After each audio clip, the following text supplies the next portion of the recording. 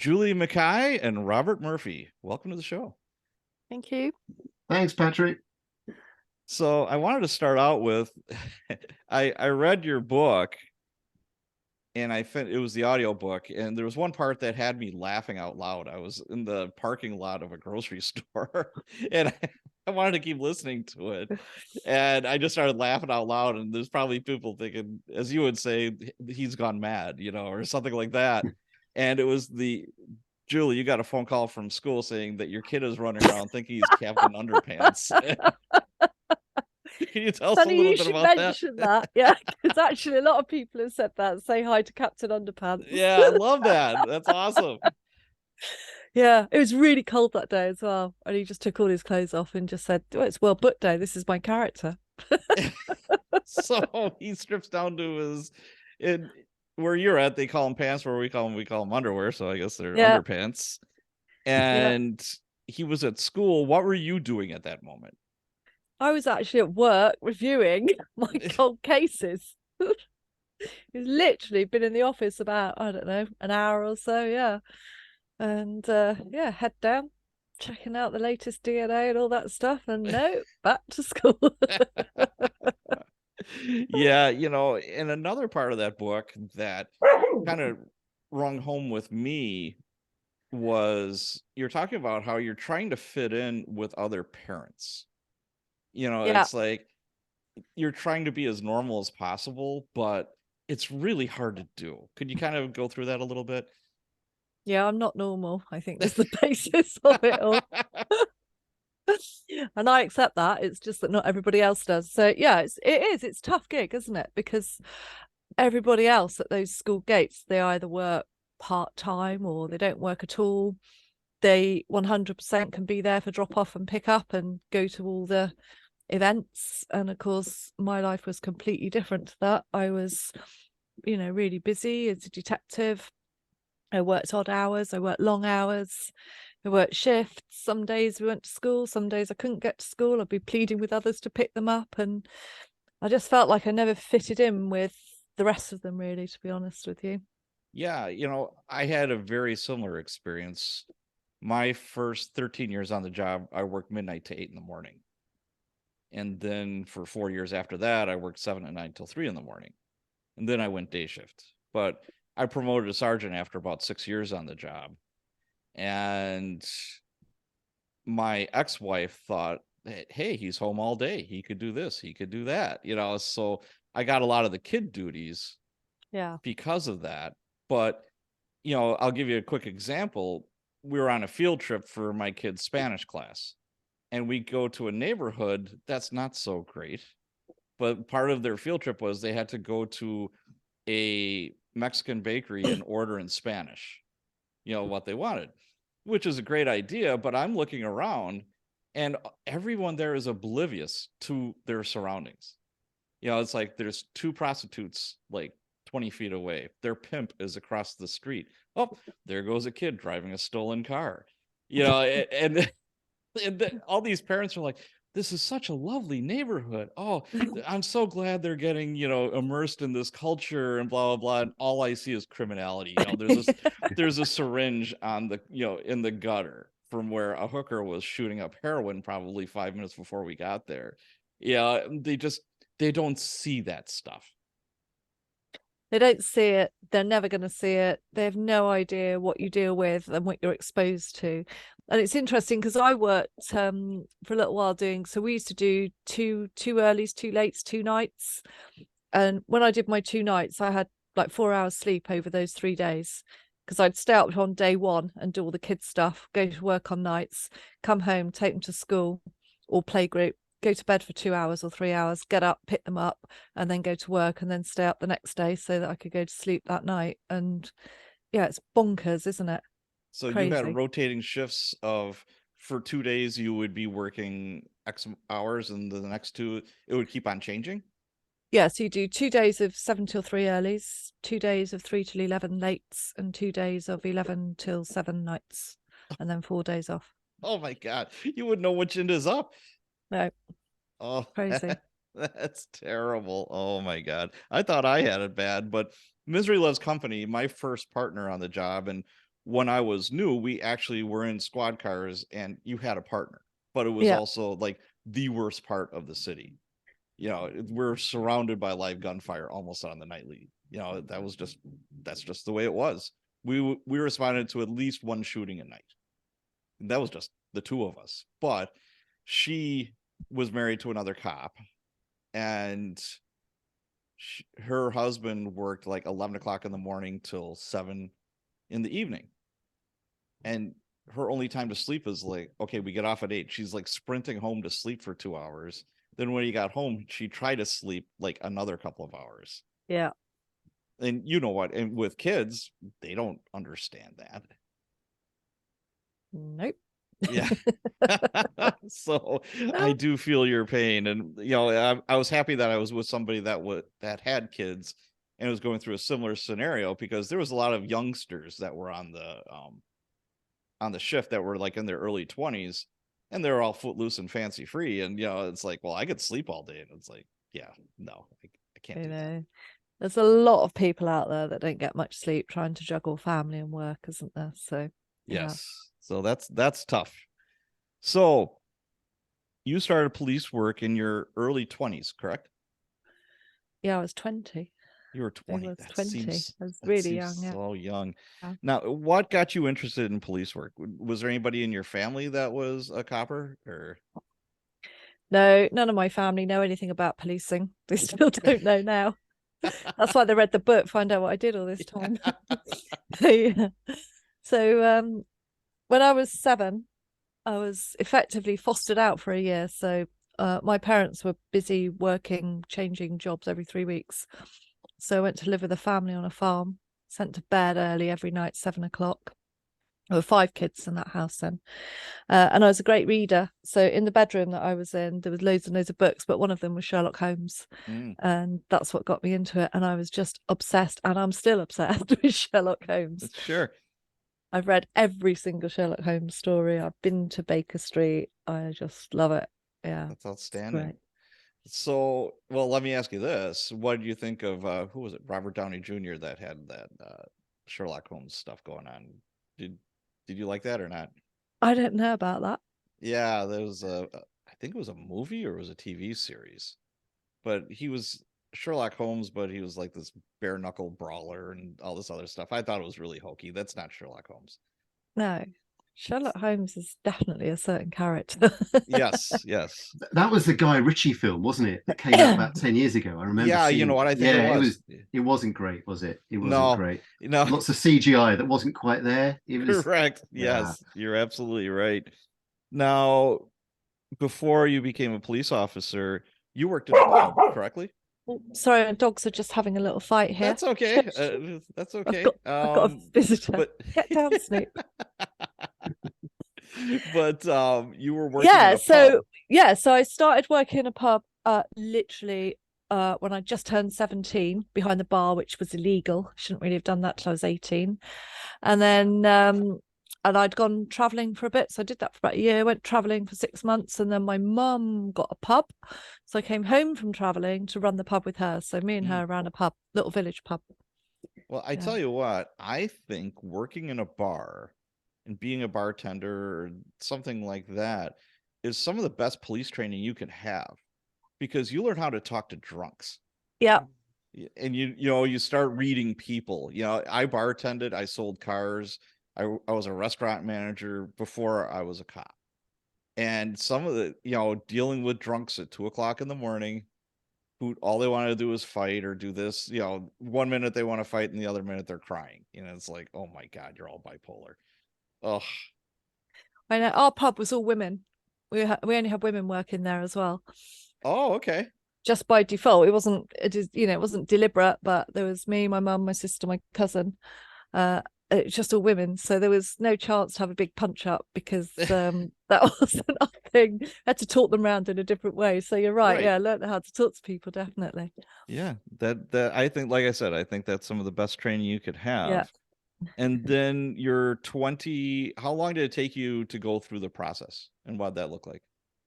What, to get into the police force? Yes. Oh, so it was quite quick then, because they were desperate for people. But Yeah, so they had height restrictions back in those days. So girls had to be 5'4" and blokes at least 5'8" or 5'10". So that was my first hurdle because I wasn't really quite tall enough. So my hair, as you can see, is continually messy, and it has been forever. So just like they're like, Miss, you need to stretch a bit and put your hair on top of your head. So I bundled it all into a bun and stretched up. Try and get in. Yeah, you had to do written exams and a presentation. So they were changing the licensing laws actually on pubs, letting them be open all day and all night. So I did a presentation on that. And I genuinely didn't have a clue really about policing. I didn't know anybody in policing apart from my local Bobby, who used to come in for a pint at lunchtimes, and he was on the beat. And that was it. And all these other people had all these relatives and friends and knew everything. And genuinely, I didn't have much of a clue. So yeah, it was quite an interesting experience, I can tell you. So the Bobby who's drinking on duty was your mentor. He was my inspiration. Well, we all have to get inspiration from somewhere now, don't we? I mean, I love it. I absolutely love it. So you get hired, and how long was like your police academy? What was the training like? So we did 18 weeks training, straight training then. And that was obviously, theory and a lot of physical exercise. Yeah, they were horrible. Those PTI, every week you'd have sports afternoon on a Wednesday afternoon. So every week I would put my name down to play hockey. And every week they'd say, Miss, what are you doing? You're not playing hockey. You're on the cross-country 5-mile run. I must have run, I don't know, 25 miles a week when I was there every day. They'd like, Miss, what are you doing? Off you go running.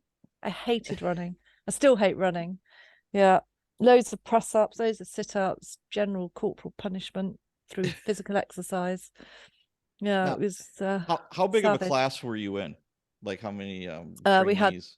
22, I think, in our class. So how many females were in that class? 3.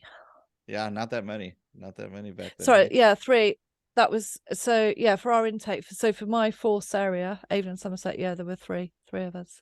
Wow. So what was, well, let's give some context to it if you don't mind. What year would that be? So when I joined in 1988, 88. there Okay. was on a shift which we had at the station, there were 25 people on a shift, 25 PCs, and you'd have 1 or 2 female officers, and that was it. And to put that into context with today, it's at least 50% split today. Right.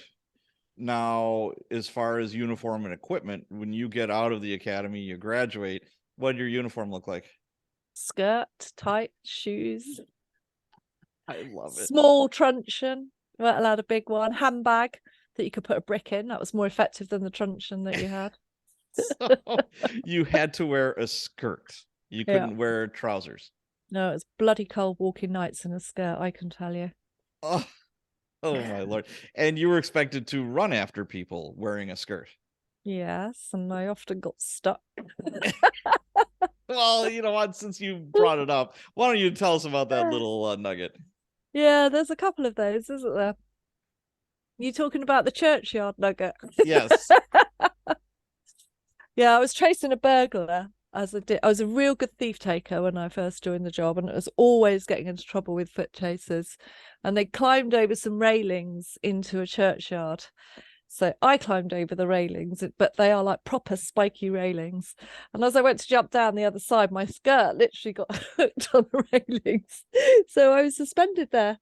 Quite frankly, there was nothing I could do. I was stuck there hanging until the boys came along and helped me get down. I'm sure you heard about that for a while. Oh, yeah, just a few weeks. Yeah. So your first assignments out of the academy, you're walking a beat in a specific neighborhood. Where was that? What neighborhood was that? So I worked in Bristol. So Rob's familiar with Bristol because he does loads of work there. So I started off in, just inner city Bristol. And that's what you did for 2 years, walk the beat. Literally walk the beat for 2 years. Did you have a police radio? Yeah, we had a radio. Okay. So you had a radio, you were paired with a male officer? On nights, to start with. So interestingly, when I first joined, female officers didn't go out with other female officers, then you had to work with a man, unless of course you were stuck in looking after female prisoners or whatever other nonsense there was. Yeah. So, but in the daytime you went on your own. Wow. So here you are, and So we don't you're have guns like in the States or any yeah, of and that. you've got a handbag. Yeah. You had to have a handbag. Inside your handbag, you had your handcuffs then, or did you have a Yeah, duty little belt with you could hang stuff on? no handcuffs were no, because it was really awkward with a skirt, because they did have a belt, but it was a bit awkward with that. And the handcuffs were really little. They were like the old-fashioned bracelet ones, not the rigid ones that you have now. Okay. Because So they broke one day. and you've got a small little billy club. Yeah, half the size of the boys' truncheon, because it had to fit in your handbag. It had to fit in your handbag. Okay. Oh my. So when did that change? I mean, were you still working? Yeah, Well, I'm no, sure that you were, changed. but Yeah. No, that changed quite quickly. So we went to larger truncheons quite quickly, because they introduced into the skirt a truncheon pocket, because in trousers you got a truncheon pocket. So before we were allowed to wear trousers, they introduced the truncheon pocket into the skirt. So that was a big step forward. Then you were allowed to wear trousers on nights only. And eventually, after I guess probably 4 years, it progressed to the early 90s that you could actually choose to wear trousers or a skirt. Yeah, things finally evolved a bit more. okay. So you're on the beat, you're learning the job. What did you enjoy the most? What kind of piqued your interest? What did you like doing? So I always had that detective instinct in me. I just loved crime. So I started off, I was a thief taker, but I liked everything about that. I liked arresting people, interviewing people, proving the job, going to court. And then when I had, I don't know, 18 months in, they sent me to my first murder inquiry, literally as a gopher. And Rob knows this because I've told him about this. And I went to, they're like, oh, Julie, we need someone to go to the incident room to help out for a couple of weeks. So I was like, yeah, I'll do that. And so I went, and I literally would like pick up a piece of paper and take it from one room and put it in the next, and I'd sweep up all the mess on the floor from the telex machine and make the tea. And I was called the gopher because that was it. Go for this, go for that, go for whatever. But what I got was an insight into how a murder inquiry runs, and I knew everything about it, and I was hooked. I loved it. When you say a murder inquiry, that's a we'd call it a murder investigation. Investigation. Yeah. Okay. Homicide. Yeah. So you're immersed in that world now, and that kind of whetted your appetite even more towards the detective side. You're like, oh, this is cool. I want to do this. Yeah, I was obsessed with it. And then, so there's good and bad of being the only girl on the team. So the bad is you're left to deal with all the children and female prisoners and nonsense. The good is that you get loads of opportunities. So I went really early on because they needed women onto the drug squad. I was meant to go for 3 or 4 weeks or something, but I stayed there for a good year. So I learned how to do surveillance and all that sort of stuff. I often went and helped out the CID. I worked on undercover stuff. And yeah, I just had the best time, really. And whatever opportunity came along, I was like, yeah, I'll do that. Even if I thought I wasn't going to enjoy it, if they said, do you want to do this? I was like, yep, put my name down. So your career progression was such that when did you take the test for sergeant? When did you become a sergeant? So I took the test for sergeant and passed it with 3 years service. Okay. So I was destined for great things. But unfortunately, I got pregnant with my first child. Wasn't in my game plan. And I couldn't. So first of all, they sent me on this accelerated promotion scheme that we have in the UK. But I was 37 weeks pregnant. So I was just sat there like a big fat hipper. And they're like, oh, it doesn't matter that you're pregnant. Don't worry. It's equal opportunities now. So this is mid-90s now. So I've been in for 8 years. And I was like, you might think it doesn't matter, but I couldn't function. My brain was just not functioning in the way that it should. So I couldn't answer their questions. I knew what they were asking me and I knew the answer, but I just couldn't formulate a proper answer. I wasn't very articulate. It's everybody looks at you as well, because there certainly were not, I don't know if there were any, there weren't any other pregnant women up there, that's for sure. But I think they're generally women that got promoted quickly didn't have children. They might have had them when they got promoted later on, but they certainly didn't have children. When I did my first 2 years and went to see the chief superintendent at the end of my probation, I was told, you will leave within 5 years, you'll have babies, and that'll be it, you'll be gone. That's what happens in policing. Wow. And generally that's what happened. So yeah, so to be there, not being able to formulate any answers was quite ridiculous, to be honest with you. And in the end, they were asking me, what makes you laugh and what's your sense of humor like? And I just said, sat here like a fat hippo, not being able to answer any of your questions. And I'm going to put everyone out of their misery now, and I'm going to get my coat and I'm going to go home. So that's what I did. Oh my. So when did you get promoted to sergeant? So I didn't get promoted then until the year 2001, and that was because my husband then was in the forces and worked away, and to get promoted you had to work earlys, lates and nights, and I didn't have anyone to look after the children at home. Sure. So I was on my own.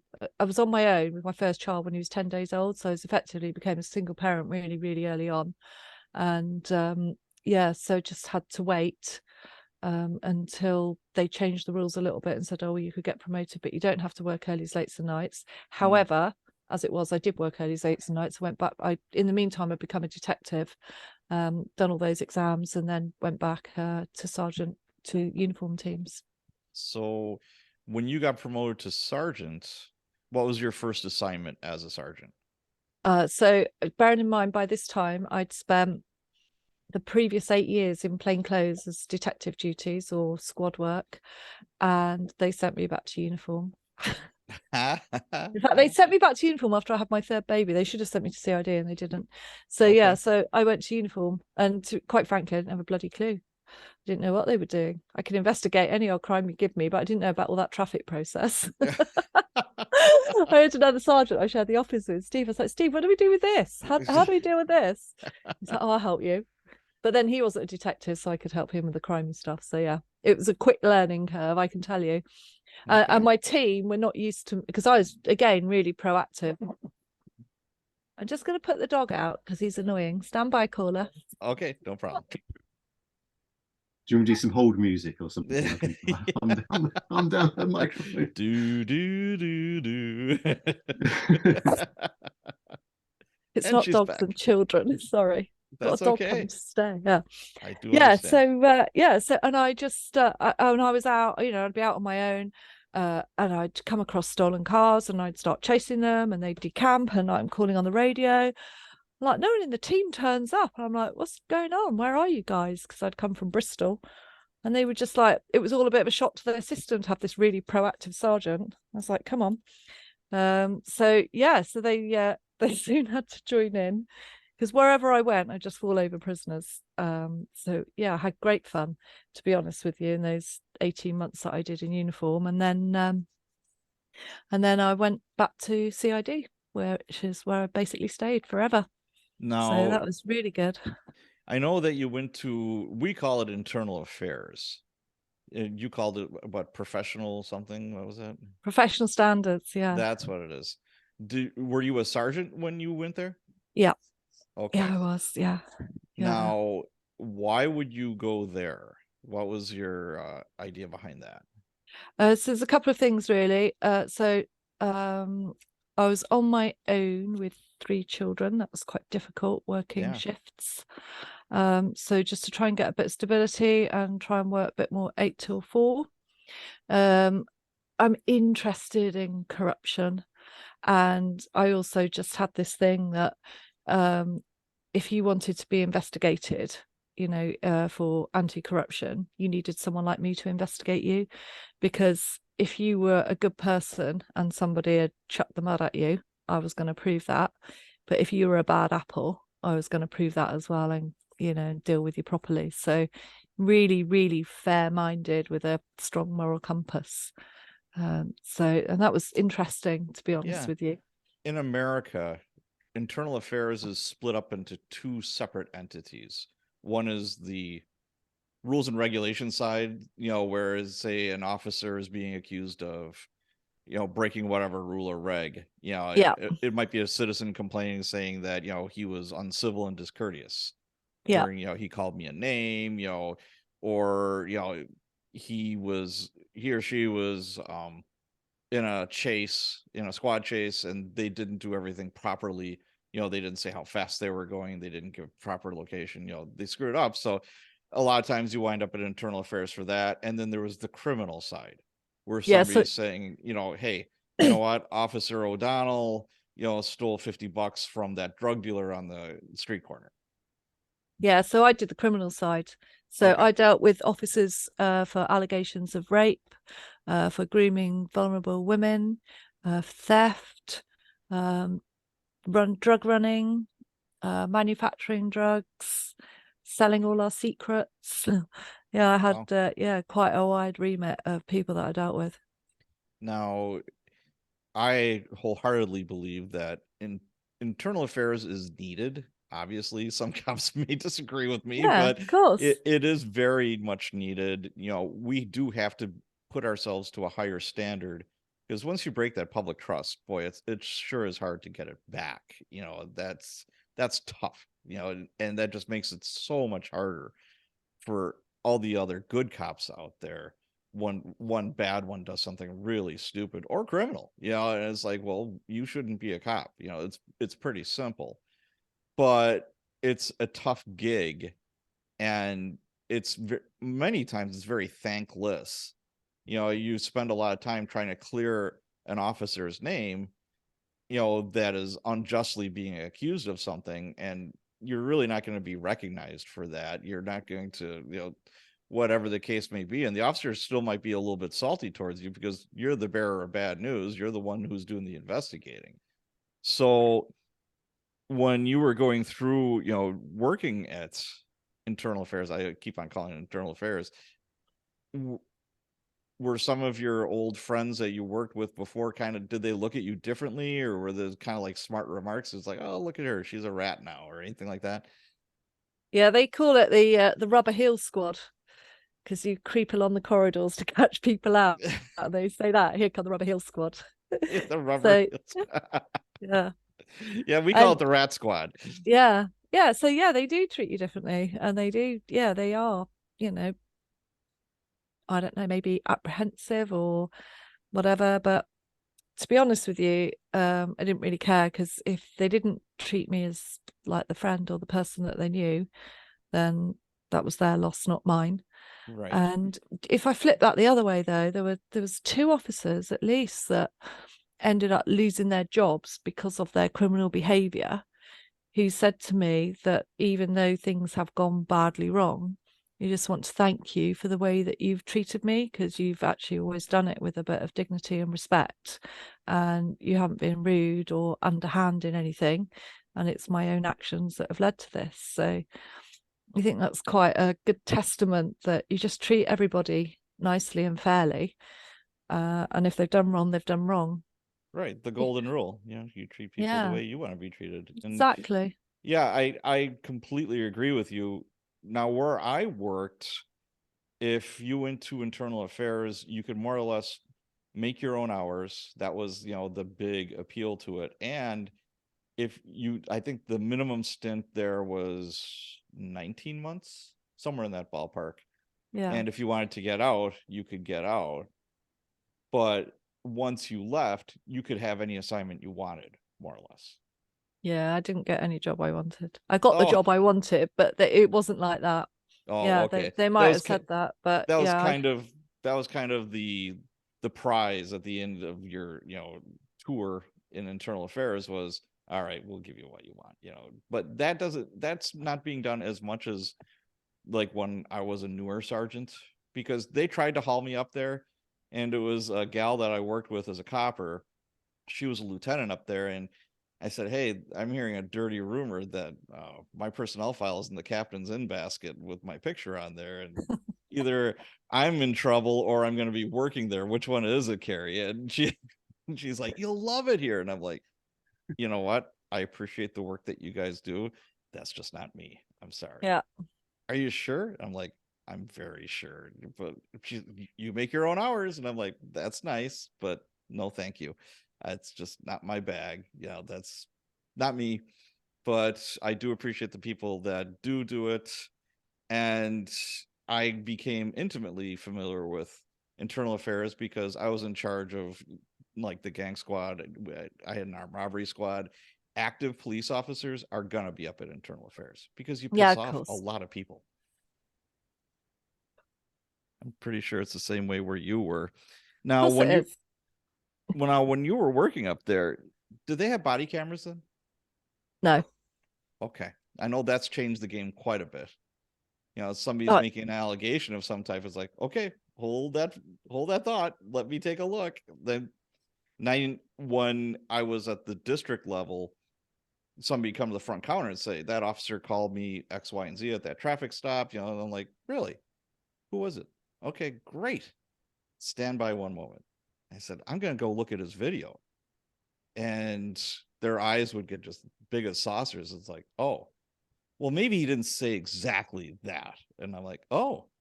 Yeah, I said, you do realize it's a crime to make a false allegation against a police officer, and I'll arrest you. Well, you know, you guys are a bunch of X, Y, and Z, and then they just storm out. And I'm like, good. That saved me a whole lot of time. easy. Yeah, I know. Yeah, body cam's brilliant. Yeah, we've only really had it in the last 4 years, 5 years for Okay. everybody. Firearms officers had it before that, but yeah, and yeah, I was quite instrumental in getting that in some of the forces as well. But yeah, I'm with you. I love it. Yeah, Just tells so many tales, and not just around yeah. corruption, but just at crime scenes when people do admit stuff or don't admit Yep. stuff. And yeah, they're brilliant, absolutely brilliant. Yeah, the only thing I disagree with body cameras is when they show them to juries, when they show a recording from an officer to a jury in slow motion. Because life doesn't happen at slow motion. You know, you should show that at the speed that that police officer was, you know, chasing the guy with a gun or the knife or the whatever. Then something bad happened. It's like, okay, that's the real time. And then you sprinkle in there, it's 2 o'clock in the morning in a dark alley. You know, you can't enhance that film. You can't slow it down because that's not what that officer went through. Yeah, it's really tricky, isn't it, there in the jury situation? Because unless you've been there, you'll never understand what it's like, will you? Having all that adrenaline, knowing the danger that you're going into, the threat level is pretty high. People are on drugs or alcohol or something else, and they're irrational. And yeah, it's really tough, isn't it, to try and explain that. One thing that I have noticed over by you is CCTV. It seems like it's everywhere. Yeah, Big Now, Brother. was it like that when you were a newer police officer? We didn't have CCTV when I first started. Oh, they did not. Okay. When did that all jump off? I reckon that probably came to fruition in the mid-90s where it first started.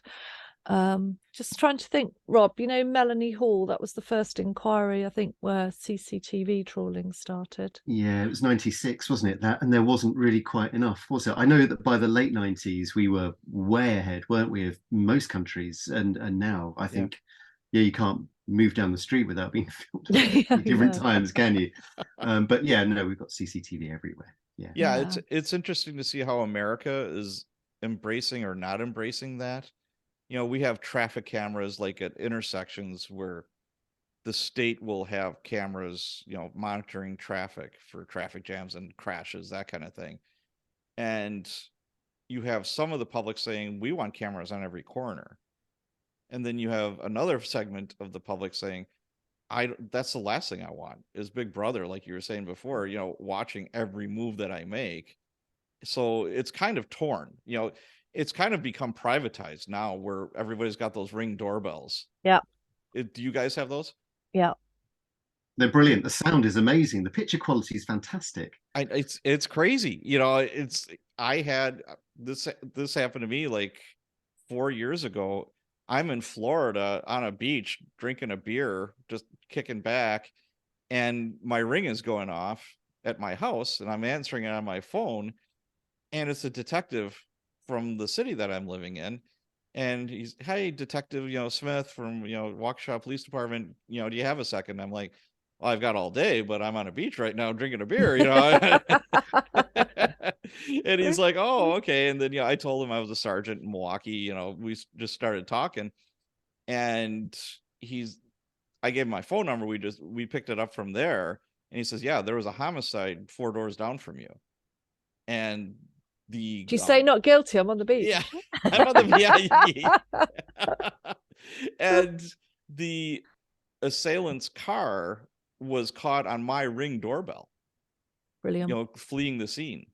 The guy what it was is there was a gentleman that lived 4 doors down from me that enjoyed the company of prostitutes from the inner city in Milwaukee.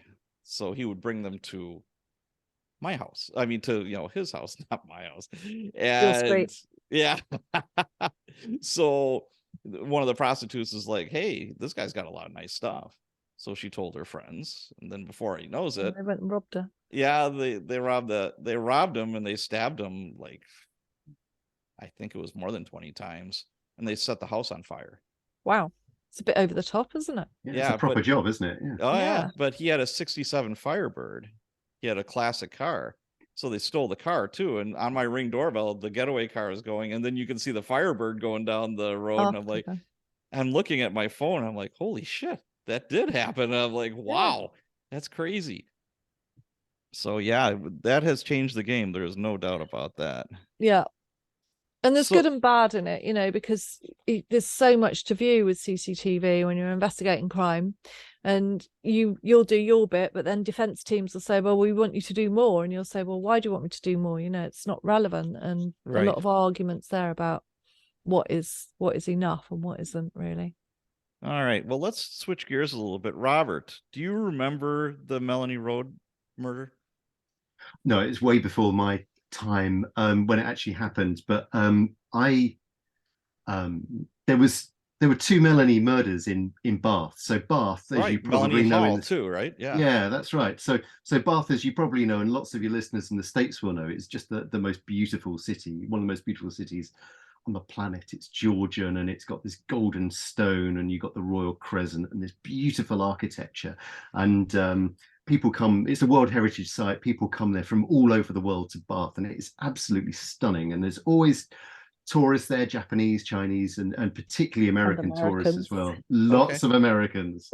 And so it happened in 1984 on June the 9th. But it was always, and it wasn't solved in the first year.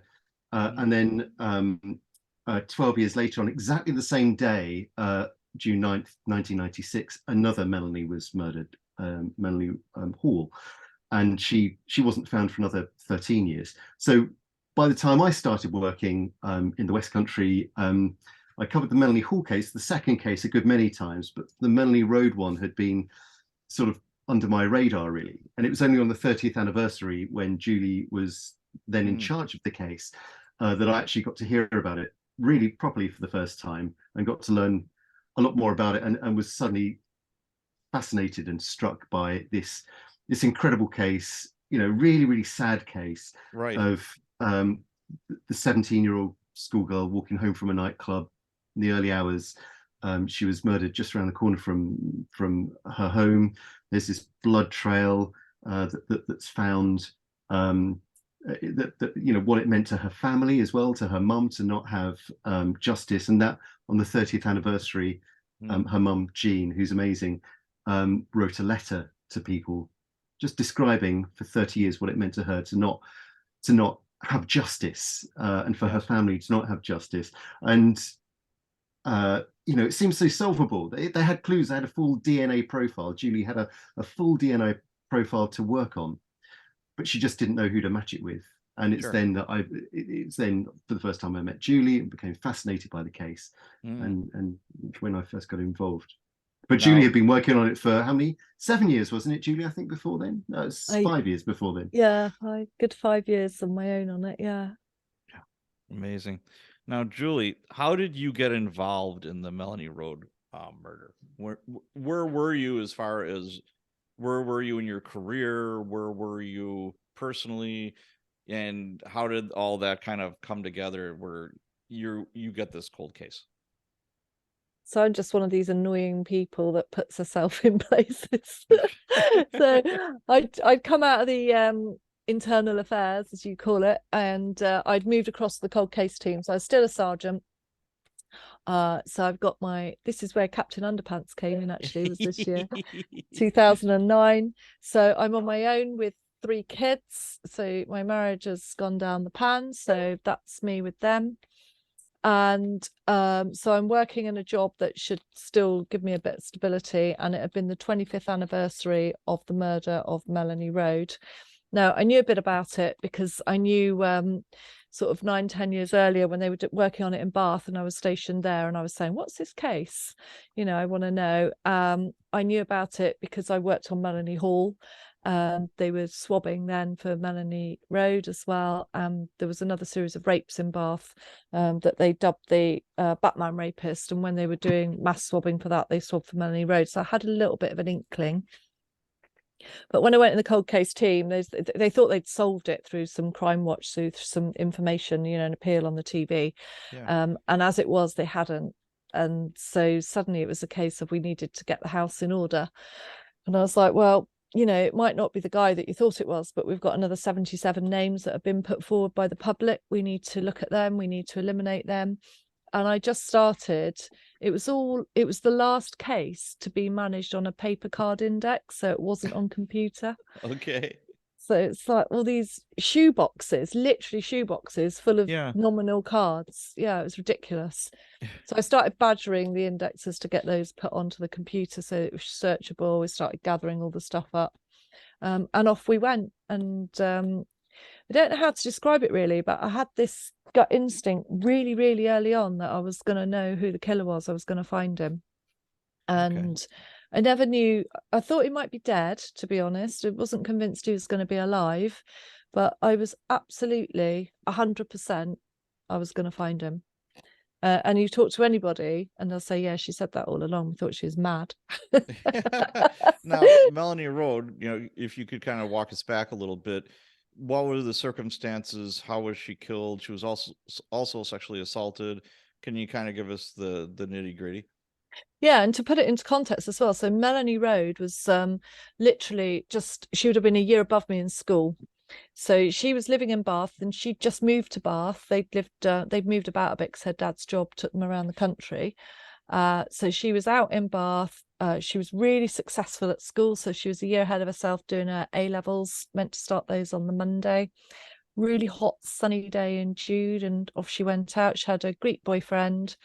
Her sister had been visiting with a newborn baby, and her brother was living up in Scotland. And the parallels is that I too moved to Bath at a similar age, so at 16. I too used to go out and walk home on my own and really followed her footsteps quite a lot. So I didn't realise this until years later. So she'd been in a nightclub. The nightclub's closed at 2 a.m, and she walked home from the centre of Bath up to Lansdowne, where she lived, which is a really nice area of Bath, up a steep hill. And she did that a lot. And I'd say that I did the same. And she's literally 200 yards from home when she's attacked, and she's stabbed 26 times. So obviously fatally stabbed. And she'd been raped twice, so orally and vaginally, and basically left there just on the side of the road. And, you know, just the whole case is so sad on so many levels. So the milkman was out at 5 a.m. delivering the milk with his 10-year-old son. And his son had gone down to put some milk bottles out in front of the houses and saw the body lying there. And he's like, Dad, there's something not right there. And he comes over and they discover her. And that's when the police investigation launches. Oh, boy. Yeah. You know, when I read the book, and well, I listened to it. I got the audio version. I absolutely loved it. It was great. And when I first heard she was stabbed 26 times, I thought to myself, that might be somebody that she knows. There's a lot of anger there, you know, for that to occur. Were you thinking somewhere along those lines? So, I mean, that's extreme, isn't it? Yes. And the other thing as well is they didn't know right back in 1984. So if you think in 1984, there's no DNA. So it was only blood grouping back then. And they didn't know if it was 1 or 2 offenders. They weren't sure at that time as well. and it's just really vicious, isn't it? Yes. Yeah, somebody who hates women, or obviously a sexually motivated murder, but the way that she'd been stabbed as well, you know, they just had a lot of anger, sexual anger, I would say. And yeah, of course, was it somebody who knew her? And that was a big question that her brother and sister asked, you know, throughout. Did you kill my baby sister? Or is it someone I know that's killed my baby sister? Yeah. For 31 years, they asked that question. You know, where I worked, we have one of the highest homicide rates in the country, you know, per capita. And last year we broke all kinds of records. It was like 250 homicides in a city of less than 600,000. See, that's So crazy, isn't it? Because we, you know, we do not have very many. We have 650 homicides a year in the whole of the UK.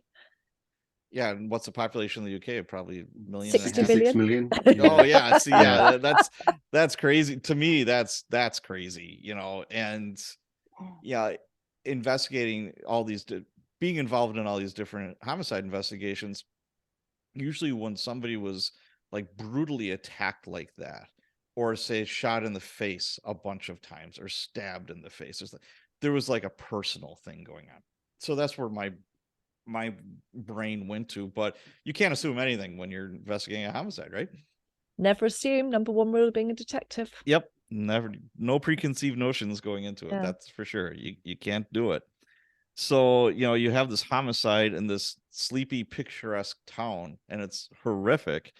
And, you know, it's 25 years later. So it's like, okay, Julie, you know, solve this, please. And, you know, it took you how long? 6 years, 7 years? 7 years. Yeah.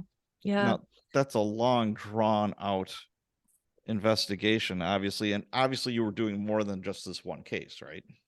Yeah. So I didn't have many people working on this case. There was nobody dedicated to it apart from Gary, bless him. And I had one indexer dedicated, and then everybody else I would just beg, borrow, steal, harass into doing work for me. And alongside this, so I stayed there in the review team for 2 years. So worked on it there for 2 years. That was quite straightforward, and started swabbing and did the initial familial DNA run. Then I got posted out to do a district DI's job, so as detective inspector in an investigation team.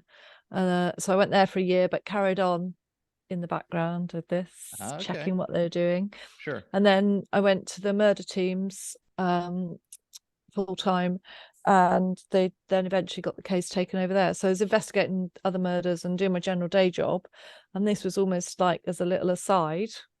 Okay. Except it wasn't an aside, because I worked really, really hard on it and had all these great ideas all the time Sure. as to how we were going to try and find the killer. So through all those years, how did this investigation affect your professional and personal life? So, well, professionally, I was just really determined that we were going to find the killer. And I came up a lot of hurdles. So a lot of dead ends, a lot of suspects who looked really, really good. And then, of course, they weren't. Internal politics at work, chief constables who thought that cold cases weren't investing time and money in, and, you know, even told that I should put the case down. So I just ignored all that nonsense and carried on quietly. I didn't really have a dedicated budget, so I had to badger for money to get the swabbing done. Right. Familial DNA work was still relatively new, and getting people signed up to that was quite hard. People who refused to give swabs, dealing with them, telling them what I would do if they didn't want to play ball. How much of a strain was it on your personal life? Was this like kind of getting to you a little bit? I mean, you had it tough. You know, you moved in with your boyfriend. Yeah. And, you know, your kids are doing all different kinds of stuff that would be challenging for two parents. Now you're trying to do it by yourself. Yeah. Do you think that complicated things or aggravated things? So this case didn't put pressure on my personal life, but in tandem to doing a big job. So being, you know, the lead investigator for homicides is a big job, because you make difficult decisions. You work long hours, you're called out at all times of the day and night. That's tough. At home, yeah, I was with a new partner. We have 5 teenagers living in the house, so that's challenging in Oh yeah. itself. My own kids, so I've always been responsible for my own kids, so partner or father, and that's not necessarily a disrespect to any of them individually, but none of them have ever come to the table to deal with any of the challenges. So I've got a daughter who is the middle child. She was competing with her horse, top level competing, representing her club nationally. So I was doing all that running around with her. My youngest boy was late diagnosis with dyslexia, and had been in trouble at school from the age of 6 or 7. And by the time he's at secondary school, was effectively permanently excluded with internal base. And I was summoned to school every single week and probably had phone calls most days about him and his behavior. And that's really stressful. My oldest boy, disengaged. He did his GCSE, so 16. He was smoking a lot of drugs, a lot of pot, which people say is not dangerous, and I say is very dangerous because it's very strong, and the mood swings that go with that. So that was really, really hard. And yeah, and living with somebody who wasn't particularly supportive is probably a nice way of putting it. Right. And some significant other challenges. And yeah, I mean, and I talk about it in the book, you know, the strains and stresses were enormous, and put me in a really, really dark place because I couldn't get out of the situation that I was in. So Well, yeah, sorry. It's interesting because, you know, the boyfriend that you moved in with, he was a police officer as well. He was a detective, correct? Yeah. And this brings me back to my first day in the academy. They're like, okay, everybody, the divorce rate in the United States is 50%. You got a 50-50 chance that this marriage is going to work. Okay, congratulations. You're now cops. Now it's up to those like 70 or 75%. You're going to get divorced. And I'll never forget this guy's exact words were, if you're stupid enough to marry another cop, it's 90%. And I'm like, what? I'm like, I don't understand. He said, when cops marry other cops, usually it's like a second or third marriage, and they come home and what do they talk about and obsess about? Cop stuff. Yeah. He says, you need a break. You need a complete total break from cop stuff. And, you know, you kind of get sucked into this vacuum of, you know, that's your life. And you don't, some people realize it, some people don't, that you need a break from it, man. You need, you know, some degree of normalcy. You know, go off and do something different, you know, have different friends, have different interests than police work. You know, I'm a huge believer in that, but that stuck in my head forever. I never, you know, I got divorced after I was a cop for it was maybe about 15, 16 years, somewhere in that ballpark. And the idea of dating another police officer, I'm like, I just heard that voice in my head and I'm like, nope, not gonna happen. Nope. Yeah. Well, that was good advice. Yeah. Plus it's hard when Clearly, I when didn't you listen. outrank the other person too. Because you outranked him, didn't you? Yeah, so that's difficult as well because yeah, that's so I did if we were sort of on a par with each other, but I think one of the biggest conflicts was that I was working in the murder teams. Partly that was a job that he wanted and didn't get. Okay. And yeah, I don't know really. You'd have to ask him, but he was just not particularly supportive of me, of my kids, of, you know, and all the difficulties that we were going through. That was my responsibility and my problem, and I needed to deal with it and sort it out, as opposed to, okay, well, this shit happens, let's just work out what we're going to do for the best, you know. Right. It's not always the Brady life. Bunch, you know. Yeah. It doesn't always work out like the Brady Bunch. I mean, I moved into a blended family, you know. I had 2 of my boys, and then the gal that I married had a boy and a girl. And, you know, she was a teenage girl, and I didn't know anything about teenage girls. And all of a sudden, Teenage girls are easy compared to teenage boys. I I can tell you. Okay, sure. Okay, yeah. Rob's I just about to experience all this, aren't Yeah, you, Rob? I've got two. So yeah, but no girls to compare it with. Just some flying testosterone. Yeah. Oh yeah, there is that, but I could always control my voice, or at least I thought I could. But a girl, that's totally different. I'm just like, oh boy, here we go. That was kind of funny, but it all worked out in the end. It worked out just fine. Yeah. So, this is all going on. The investigation is long and tedious. Some of it you're assigned to, some of it you're doing on the side. And then finally you get a break in the case. Could you kind of explain how it all came to a head? Yeah, so life at home was its usual car crash. So I'd had a few days leave and had been away, came back. My oldest boy had gone off on one and smashed up his room, quite literally. Oh my. They like smashed the wardrobe, smashed the mirrors. So I was busy clearing all that up, and I had a call from work, and I'd ignored the first one because I was on holiday and I was busy doing my dramas. So just to put it in a bit more context, my daughter's in Belgium at this time. She wasn't staying at school. She told me she was going to Belgium with her horse to train with an Olympic eventer. Oh, So okay. I spent quite a lot of time driving across Europe to go and see her. She was only 16, 17 when she went. So I was driving across Europe to see her. I got my one at home that's just smashed the house up, and the other one who's obviously meant to be in school but is never in school because they keep kicking him out. And I get a phone call from Gary, bless him, and he's like, "Julie, we've got a hit." I was like, "What are you on about? We got a hit?" I was like, "What, on Melanie Road?" So we've been working on this case, Gary and I, together for 7 years, and generally a lot longer than that. And we had swabbed thousands of people and had thousands of emails back saying this person is not a match, for the sample that you sent. So to get one back was phenomenal. And I was like, "Oh, who is it?" And so we'd run a few weeks earlier another familial run. So we'd done a lot of familial DNA work. And when the list came back for that run, we knew that the name at the top of that list was higher than the one that we'd had 5 years earlier. So we knew that the likelihood ratio of them being related to the offender was good.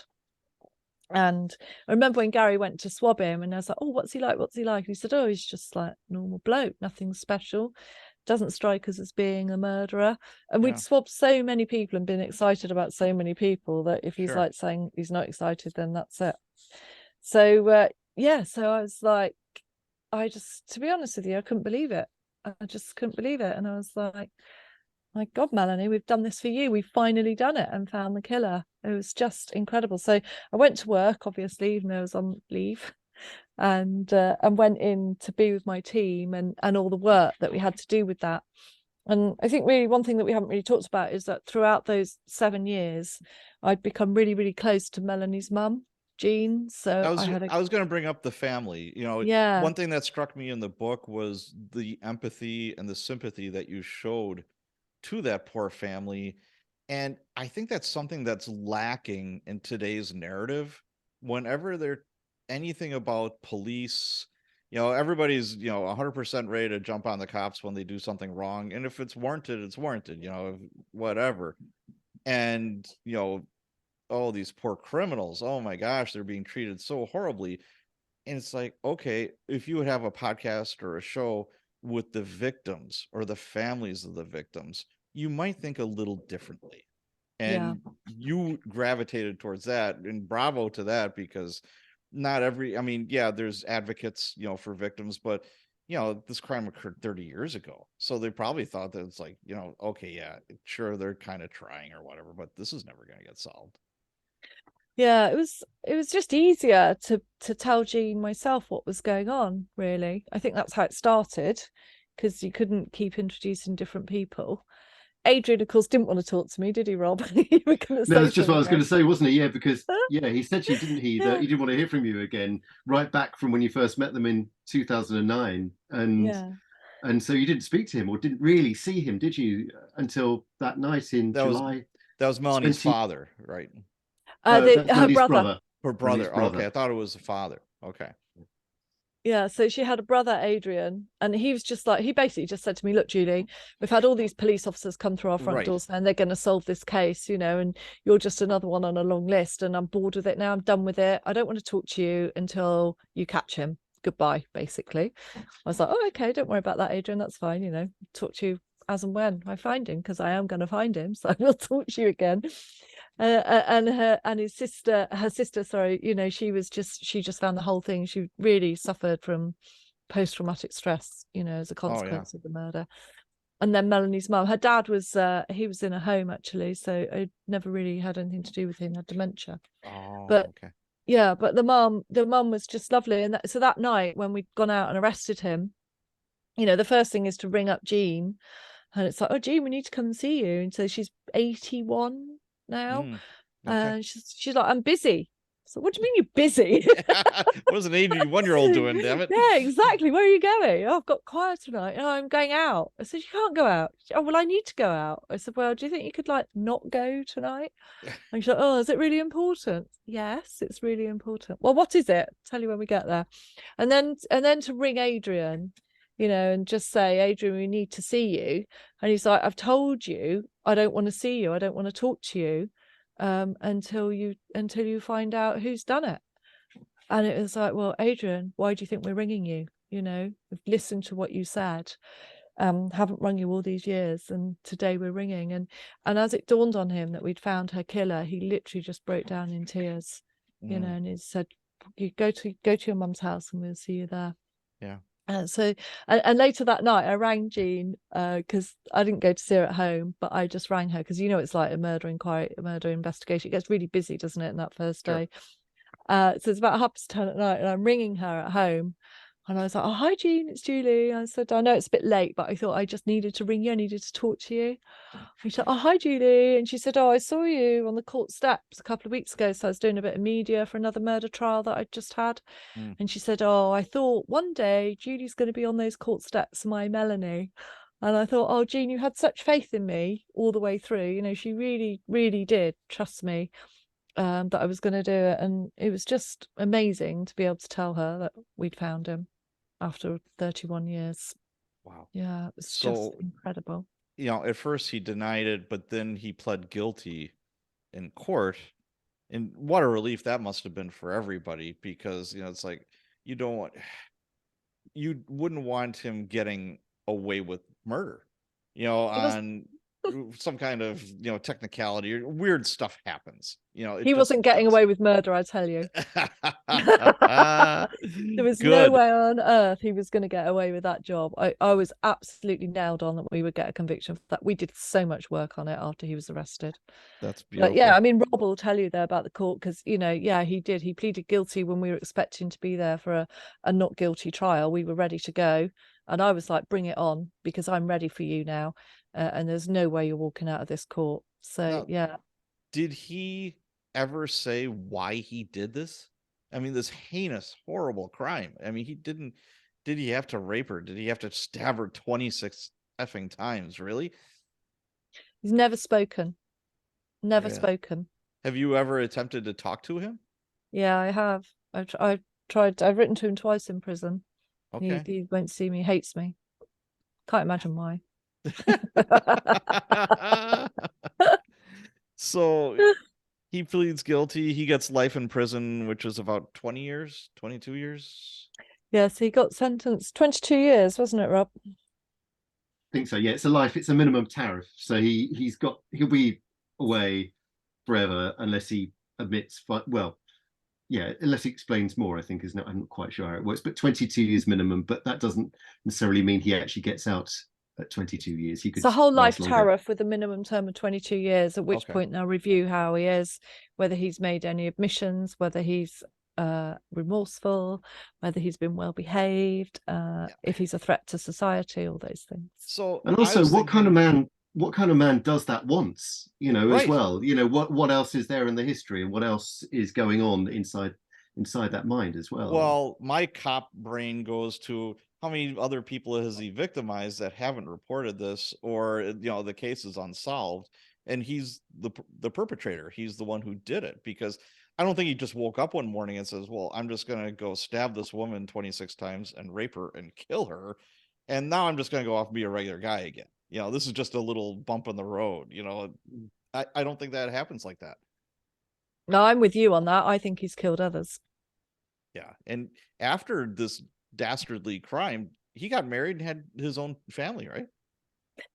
Yeah, so he was married before and had 3 children, divorced from his first wife, and then after the crime, so that was before the crime, after the crime, marries again in 91, 92, something like that. So 6, 8 years later, and has another daughter. Wow. And how can you compartmentalize it as well? How can you do something like that and just put it right? What do you do? Do you hide it away? Do you put it? Does it come to the fore every day? Do you remember it? Do you think, how on earth can you live your life with that or whatever else he's done? I've stared in the face of true evil. When you're around that many like homicides and death investigations and all that, it's like, okay, there's somebody's drunk and gets into a fight with somebody and it gets out of hand and he stabs his best friend over, cheating at cards, or the jealous boyfriend or girlfriend, the greed, whatever. But boy, there is pure evil out there that it's rare, but it's out there. I'm 100% convinced. Yeah, there is, and it is rare. Luckily, it is really rare. Yes. But he has definitely killed other women. I'm convinced of that. We just can't prove it. Right. So looking back at this case, did it change you personally, this specific case, or professionally? Well, it didn't do my career any good because I didn't get promoted there. I had to move on again. I think so. I think what it did do, and Rob, you're probably better placed to talk about this, is locally, regionally, nationally, it put on the front foot the fact that we do care, cold cases do matter, and you should never ever give up. I think that's really important. And Rob, you'll have seen it through the media.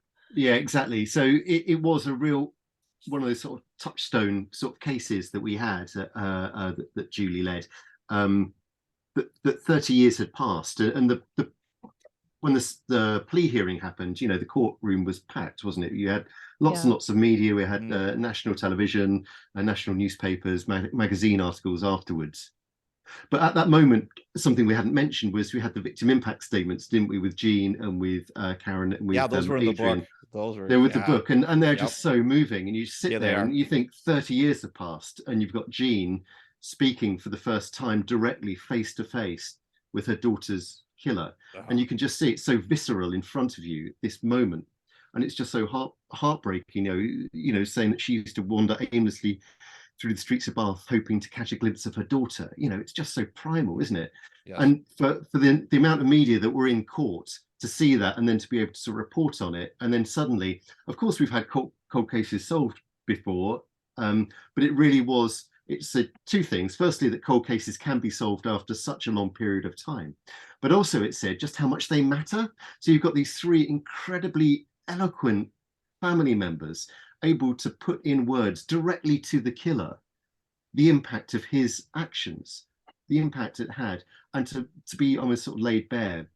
And they're not a normal family because they're amazing, but they are also a normal family at the same time. Sure. They're sort of very everyman. And that just really hit home, I think, with lots and lots of newspapers and magazines and TV, and that's why I, in particular, along with having met Julie, I was so keen to write the book. And Melanie was such a true victim. I say, there's like 250 homicides in Milwaukee. The overwhelming majority are people who are engaged in criminal acts are getting killed. It's a drug deal gone bad. It's, gangsters killing gangsters, whatever. There isn't a lot of public sympathy for those types of homicides. With this one, this is just a poor innocent kid walking home at night that just wants to go home. That's the horrible part of that. And that kind of steals the innocence away from a community. And when, Julie, you're investigating all this, I mean, you have children, you have a daughter, and you're thinking to yourself, hey, I know a lot of cops, including myself, sometimes get accused of being overprotective of their kids. And it's like, well, guess what? Yeah. This might be why. I mean, did that kind of get in your brain a little bit? So bizarrely, when Hampton is convicted of killing Melanie Road, my daughter was then 17. So Oh, we've got Melanie who's killed at 17 and my daughter who's 17. But I have not been overprotective. I have been brutally honest with my kids about the realities of knives and drugs and guns and all things criminal, death. right. Death and destruction is a family subject that we talk about at dinner. But they travel around the world. I've taught them, I hope, how to be the safest people they can be when they're out. They are going to go and do things and take risks, and that's fine. And I don't want them to stop living their life because of the stuff that I've seen and experienced. And they don't. They're amazing, my kids. In fact, at the moment, all three of them are out the country. One's in Asia, one's in Europe, one's in Canada. They're living their best lives, doing what they should do. Good. But yeah, and then the other thing I was just reflecting then as well about what you were saying about professionally. So if you go back to 1989 on my first murder inquiry, when I was the gopher in the incident room, there was no female officer above inspector, and women did not investigate murder as a senior investigating officer. And to come out of court not only with a cold case, but to be that senior investigating officer for homicide, and subsequently I went on to be head of the homicide teams, is just, I think that's the most phenomenal thing that I've achieved in my whole career. And this case has been instrumental in keeping me on that pathway, really. Well, now you're a role model. Yeah, I hope so. Either you intended to or not. Now you are. Congratulations. Yeah, it should be. It should be that everything can be achieved, never Right. give up. Yeah. So the book, To Hunt a Killer, who approached whom first? How did this? Rob, How did you how guys that make this work? baby? How did you make the baby? Well, it was that moment. It really was that moment in court. In court, I cover some big crimes that are so internationally famous over the years, and a lot of them have gone to be books and loads of documentaries and a good many dramas as well. And I've always wanted to write a book about one of the ones that I've covered, and I saw this moment, and I'd known Julie a little bit about it, so we sort of started speaking, and we saw each other at other cases over the years as well. Okay. But to see that moment where it's so emotional, and so what's the backstory here? What's led to this moment here? And I knew as well about Julie's relationship with Jean, and about how Julie was a similar age to Melanie as well. So you've got these three links between the three incredible women, and so that is a brilliant start to a true crime book, because there's a lot of true crime out there, isn't there? And some of it is quite huge. It's huge, but some of it is quite samey, without any disrespect. So this, I wanted to do something that was a little bit different, and to have these three strong women as at the heart of it, and this bond was something just really different, I thought, and it really appealed to me to write this. And of course, when we started talking, and we were going to do it, but we needed to wait for Julie to retire. I was going to say, did you had to wait until you were off the job? Yeah, so I kept waiting for her to retire, but she kept getting promoted instead. So Julie, stop it already. I don't think I ever told her off for getting promoted. But so come on, Julie, let's write this book. Yeah. And then, of course, when you cover any really important story, it's like when you go to the seaside and you pick up a rock and you saw the life that's underneath it. What we saw in court was just a tiny element. And of course, when you start talking to Julie and you realize where she's been and where she's come from, what she's had to get through, and all the blind alleys that she's taken, the investigative wrong turns, all these amazing suspects that pop up out of nowhere, and you think, my God, this is going to be the killer, except it's not. And then there's the blind suspect. There's the suspect witness. of the month. The witness after who comes out. years. He just pops out at 25 years. Oh yeah, I saw it. Where have you been for 25 years? And Julie, geeing people along, but also, with the book as well, there's some universal truths there as well. We all know what it's like to be looked over for jobs and promotion. We all had relationships that have struggled or failed, haven't we? We all, you know, I'm a parent as well. And, you know, that work-life balance thing. These are all universal themes that are there in the book that that we thought were really worth putting forward. So it's not just it is true crime. It's got all the things you would want from a true crime thing, but it's more. It's also well into general readership too. Sure. So what was the book writing process? Did you just sit down with Julie and just start? Were these meetings at pubs? It was lockdown, wasn't it, Julie? We couldn't even see each other. So we weren't allowed to see Really? each other because of lockdown. So actually what I did was, so I had a basically recording equipment, and Rob will tell you about some of my weird things. And I'd have an hour. I'd say, right, what should I tell you about today, Rob? Because there's so much stuff. And we'd either have a topic or I'd tell him what I was going to tell him about. So. Okay. And these recordings are brilliant because, as you can hear, she's a brilliant talker, but she would be doing some random stuff, like she'd be driving, delivering a horse across the country. Or my favorite one ever was when she was talking about, I can't remember if you're talking about DNA or something, but she was recording when she was sharpening her chainsaw. And so she's in the back garden, you could hear this. And I think, right, yeah, there's no pressure. This book better be good. Yeah. Otherwise, she knows people. She knows how to do it. Yeah. And this, no pressure. But I think it's just like a subliminal message from her to me saying this better be good. So how long did it take you to write this book? The whole process? Oh, Rob was really quick, weren't you? Yeah. So, well, I did it. I believe that we did a lot of note taking, so we had it all in our heads first, and I took a lot of notes. I transcribed everything. I tried to get Julie's head in my head just so I could try and sound as much like her. Not quite not possible. Like me. I know. Not as mad as me. No.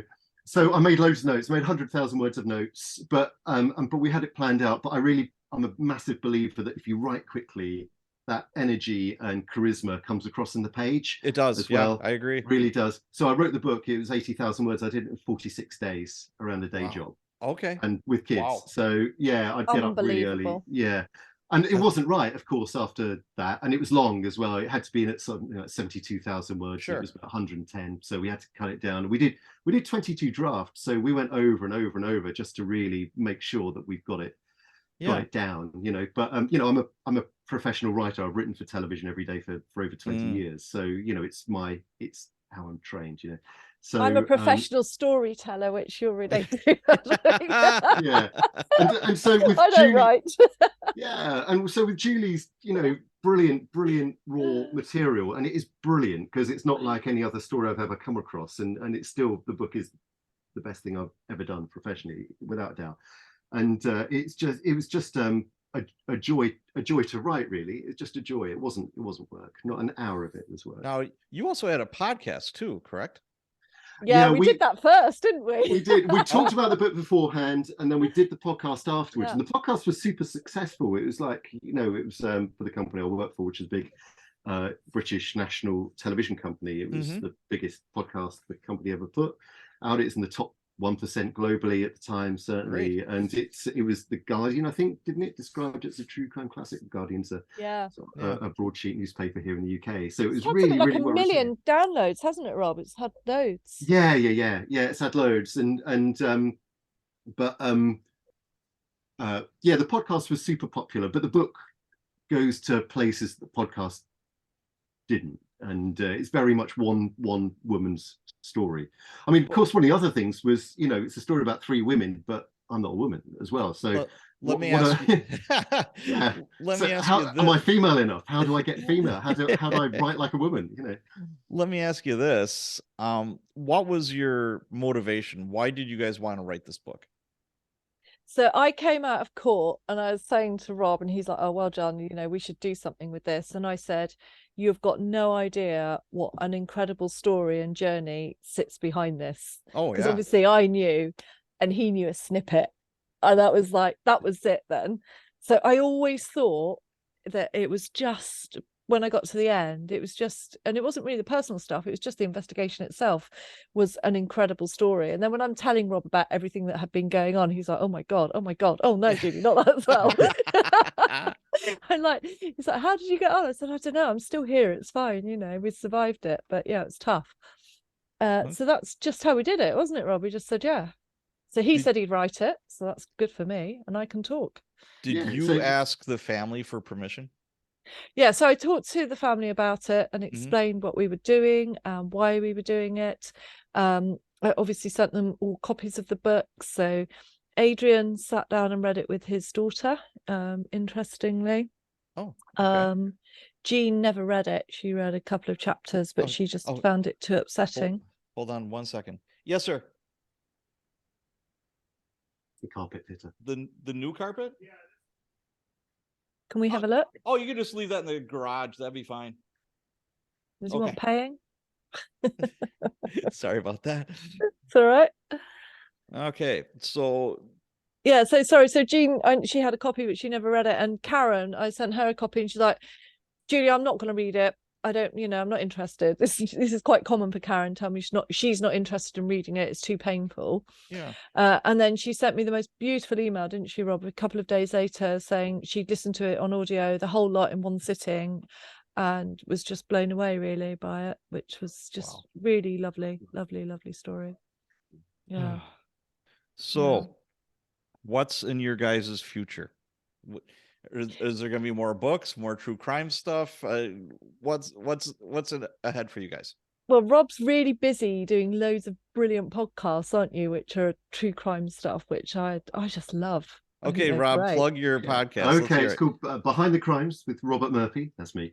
And so I, again, sort of picking up from having worked with Julie and others, is a bit like your friends at Game of Crimes. I think it's really important to tell these stories, listening to the people involved. There's lots of really good crime podcasts, but it's just presenters reading and talking about a case. But I just love hearing from the people involved, because you just hear that sort of authenticity. So I'll only speak with a victim or a detective or a family member or an expert who was involved or someone who's written a book about it. So I'm doing that. I've directed a documentary recently as well, which has gone down quite well.